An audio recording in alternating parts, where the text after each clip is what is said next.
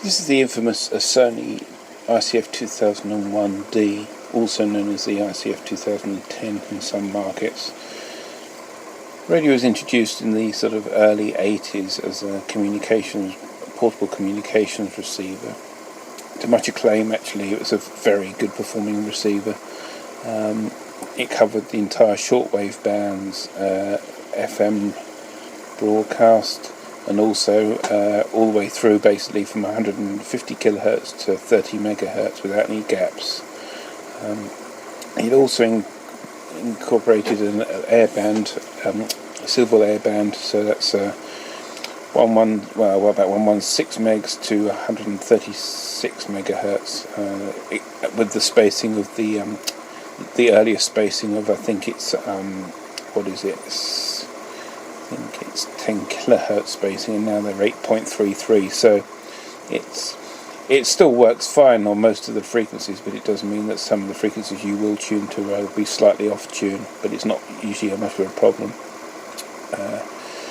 The set's an excellent performer, and they're not without their problems. I've actually got 3 of these. I bought one of these from a friend of mine 25 years ago when his uncle left it to him in his will, and he wasn't interested in a radio like this. He's not interested in electronics or anything like that at all, so he said, well, you can have it for 30 quid, so I bought it off him, and it's absolutely worn out. I used it so much, but this is when I picked up at a rally a couple of years ago for, I think, 30 quid, and it's in a really nice condition.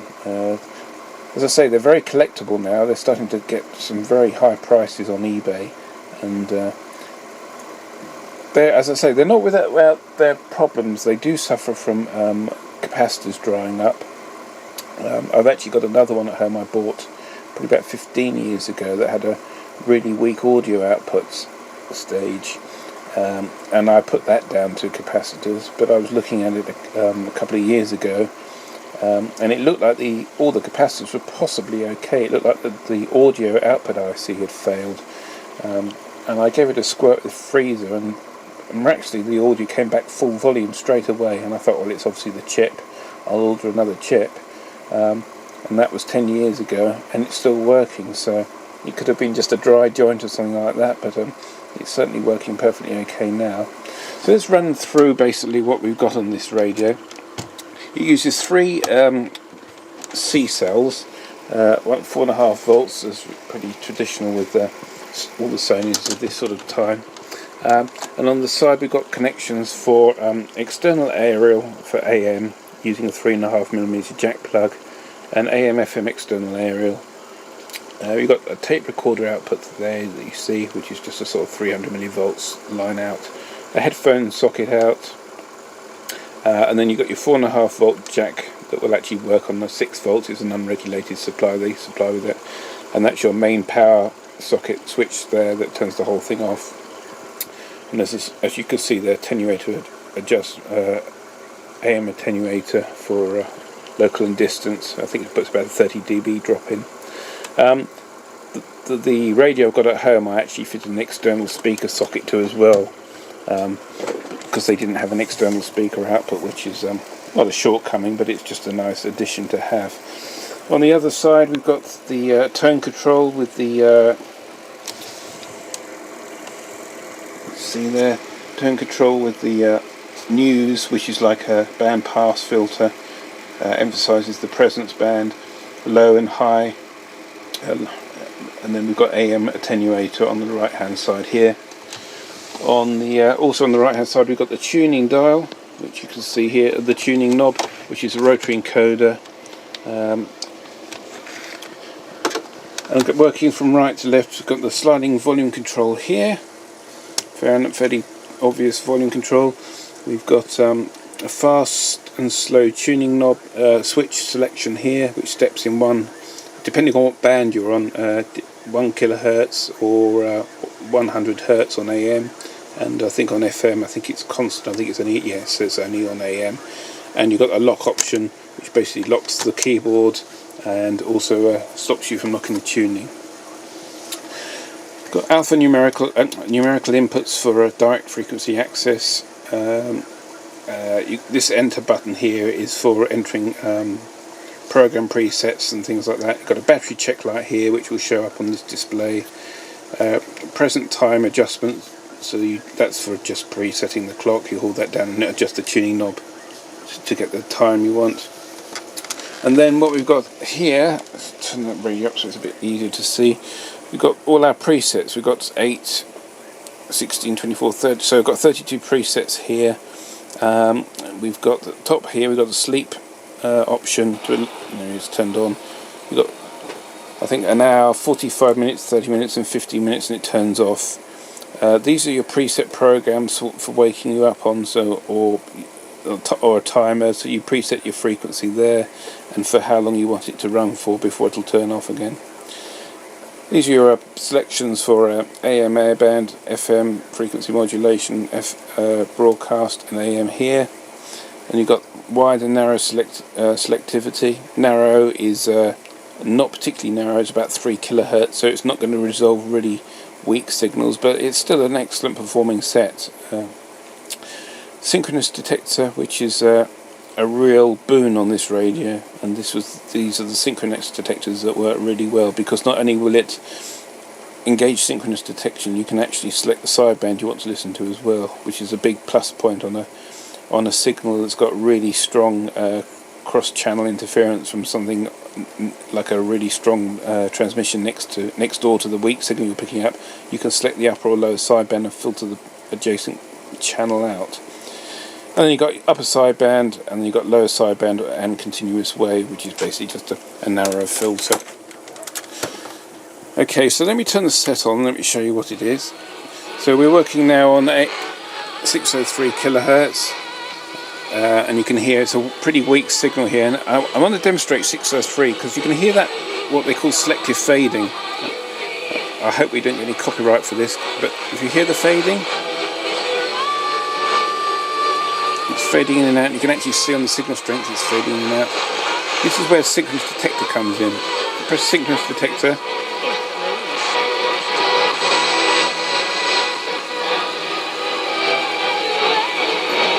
And you can hear it's helped. It's actually not as good as it usually is. Actually, it's always the case when you're demonstrating these things. So let's tune for something else. This is the present tuning knob. I'm running at 100 Hz steps. There's another one with selective fading. Tuning. Watch the synchronous detection light. Getting into lock. Okay. We're synced now on the upper sideband. Synced in the lower sideband. Now you can hear the other channel breathing through. Upper sideband. It's filtered it out pretty well. And that's in wideband. Let's go with narrow. Lower sideband, upper sideband. That's AM without synchronous. That's AM narrow. So let's tune up to some of this so we can find some amateur radio. The tuning is pretty straightforward on the set. A bit of interference in here, unfortunately, from various bits of test equipment and things, but there's mainly a problem with the mains inbound. There's a lot of noise on it, but let's see if we can hear something. Let's try the higher frequency.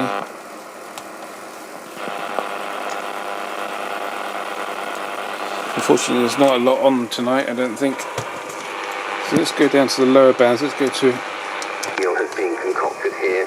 Nobody else will be going along So that's AM, as I say. It's wide. It's good fidelity. Audio fidelity is pretty good on wide. FM. Suppose someone told. 93.5, radio 4. Let's try again. 93.5. Execute. I trust you, son. Adam's recognition It's got brought good sound fulfillment quality. and happiness to Cal. Quite a long throw speaker. Poison Quite a of fairly loneliness powerful amp for a couple of gnawing watts. envy had gone out of him. In his new Airband. You might hear something in a minute when we Gatwick Tower transmit. So the Airband performance is actually very good on these sets. Unfortunately, there's no squelch, which is always a bit of a problem. So you've always got that background hiss there, but that's not really much of a problem. Really, it's only really for casual listening. And all these other options here, these are all the second functions basically. So this shifted scan allows you to scan between two frequencies. You enter one frequency here and the other frequency on the top band, and you press scan, and it will scan just between those frequencies. So it's a defined scan, I think they call it. So you define between two frequencies. Do you see it just going round and round?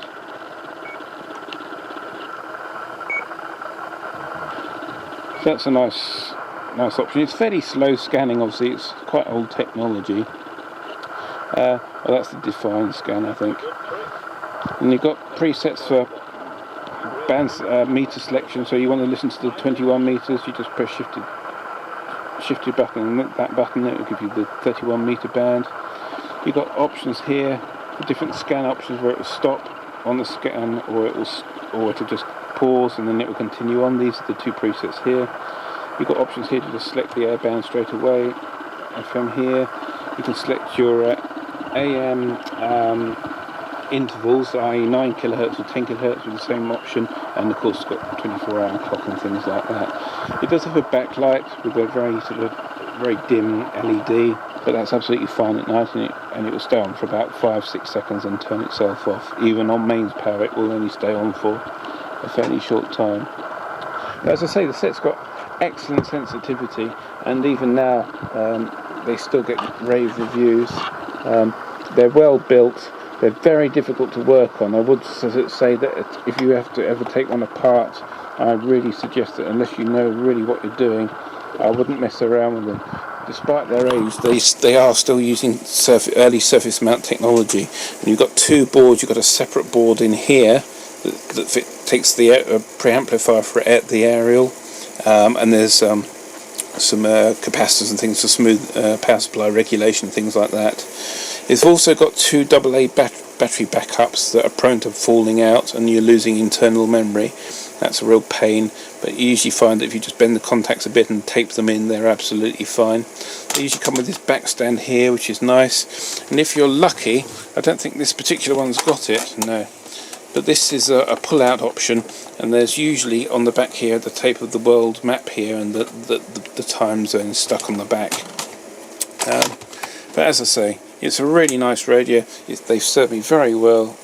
They make a good sort of portable radio if you're going abroad and you want to listen to maybe the World Service or something like that. They've got good tonal quality, and they're sensitive, and they're very selective as well. So yeah, that's the Sony ICF-2001D. A highly recommended radio. I hope you enjoyed this video, and thanks for watching.